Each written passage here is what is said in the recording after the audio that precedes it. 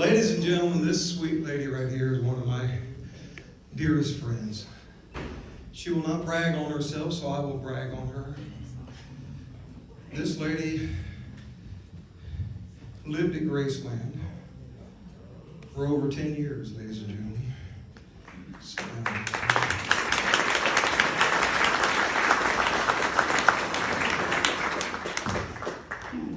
we won't tell the whole story because we want you to buy her book. You got 2 books. And Tish did not say a word about her time with Elvis for over 40 years. And from what you told me, and I don't want to steal the whole story, but you said I was getting up there in my years, and I thought, if I don't start telling these stories, they're going to go to the grave with me. And people need to hear about the man you took care of. So, ladies and gentlemen, Elvis's personal nurse, Tish Herendeen.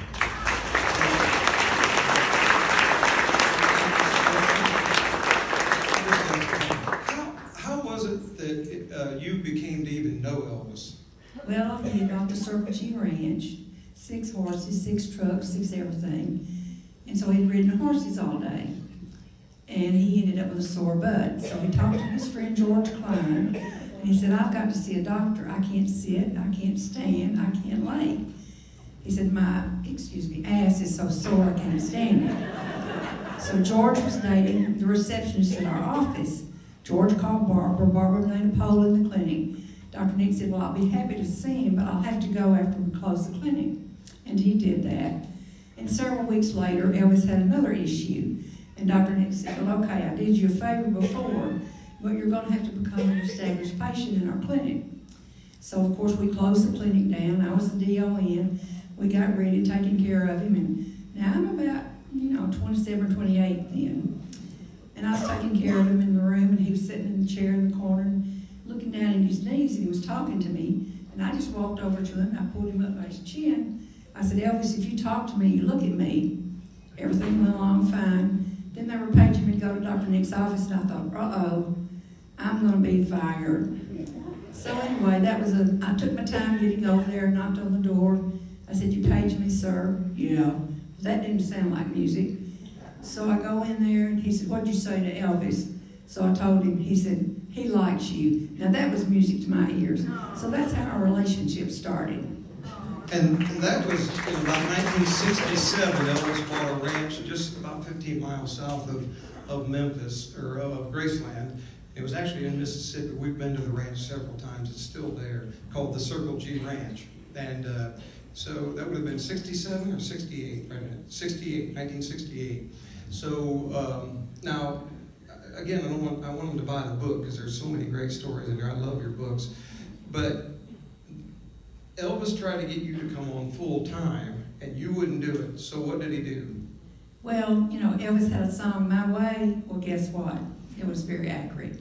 I had 2 children, and when Lisa was in town, I would drive out to East Memphis, get my daughters, take them to Graceland, let them play with Lisa till 9, then have to go home and do all the chores to get ready for work the next day. And Elvis kept saying, you just need to move down here, put your trailer in the backyard. And I ate some words. I said, Elvis, I'm not going to be trailer trash for anybody. We had just built our very first new home, and construction work, my husband was in then, it was really bad.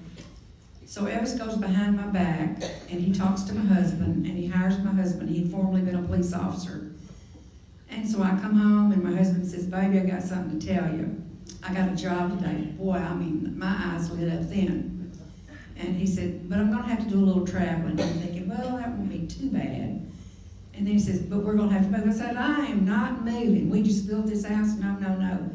He said, yeah, Elvis hired me, but we've got to live on the grounds of Graceland. My way. And it was the best move we ever made in our life. It was difficult. I had 2 children. Had to take them out of their school, out of their church. They weren't going to be in a neighborhood to have neighborhood playtime. So it was a big decision, but it's one of the best decisions we ever made in our life. And what year was that? That was in 72. 1972.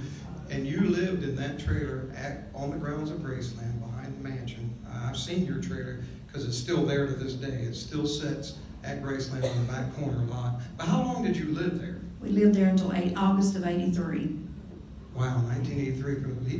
He'd been gone for 6 years by then. Exactly 6 years, and that was about the time they opened it to the public then, and they sort of cleaned house and got people so they could. Is that right?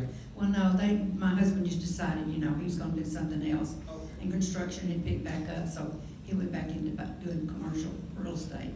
Okay, so then you moved out. Well, Tish has her books over here. I invited her to come. I asked her last year, but you had some surgery work and couldn't come, so I kept prodding her. I said, come on, these people are going to love you if you'll just come. And finally, her and her husband, Barry, made the trip, and we're so glad we did. But you got more than that. You've got your books, and then you've got photos, personal photos of Elvis that are over there.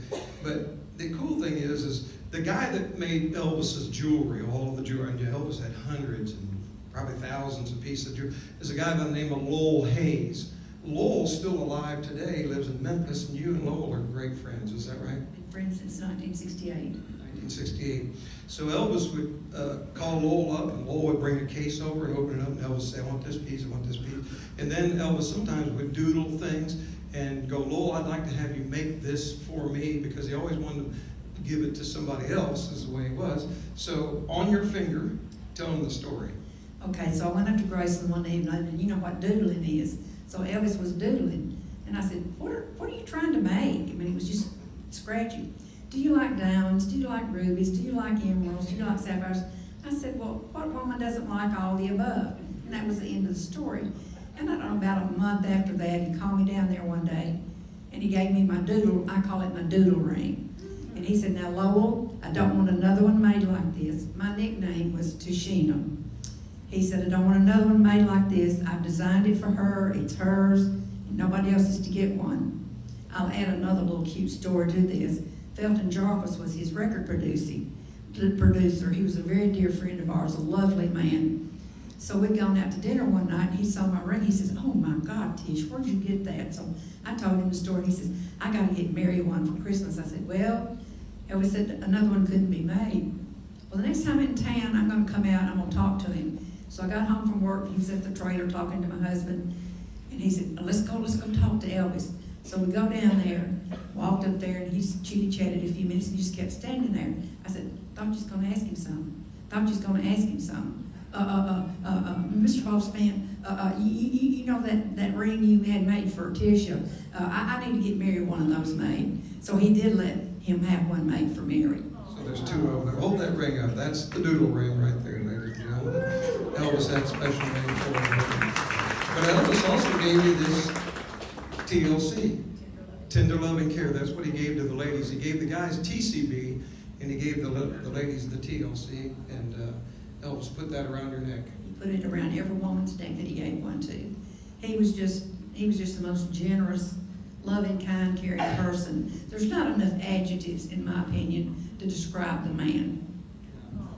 I like some of the stories. I don't know whether they're in the book or not, but Tish would come, before Elvis would go on tour. We all know about 1975, 76. He started getting a little weight on him, and he would say to Tish, I got to get 20 pounds off in 2 weeks, as he was laying in bed. And she would go, then you get your out of bed, and we'll go down, and they did everything at night. I mean, Elvis was all-nighter. And they would walk around the driveway circle. She would crack the whip and make him walk, and make him walk, and make him walk. And I love those stories. But I want to talk about the jewelry, because every piece of jewelry she has over there is something that Elvis commissioned to have made through Lowell Hayes. Lowell, all that jewelry, and I'm wearing a few pieces of them right here, were made off the same mold that made for Elvis. So that's what she carries over there. And I encourage you, if you like gaudy jewelry, and God knows she does. I'm wearing a few pieces myself. But I encourage you at intermission. I'm going to do one more, and we're going to take a short intermission. Then we'll go to the concert years. We'll take you on tour with Elvis, which you did a lot of tours with Elvis. You were the actual personal nurse that flew on the planes and went to hotels and took care of him. How many? 4 weeks every year. I took all my vacation and went on the road with him. Okay, that's wonderful. We had our first family vacation in '78, and it was really weird. We never had a vacation. Well, but but you got all these memories you're able to share with us, and we cherish them. So I encourage you to come over here, get a picture with her, get her book, buy some jewelry. But ladies and gentlemen, my dear friend, Elvis's personal wish,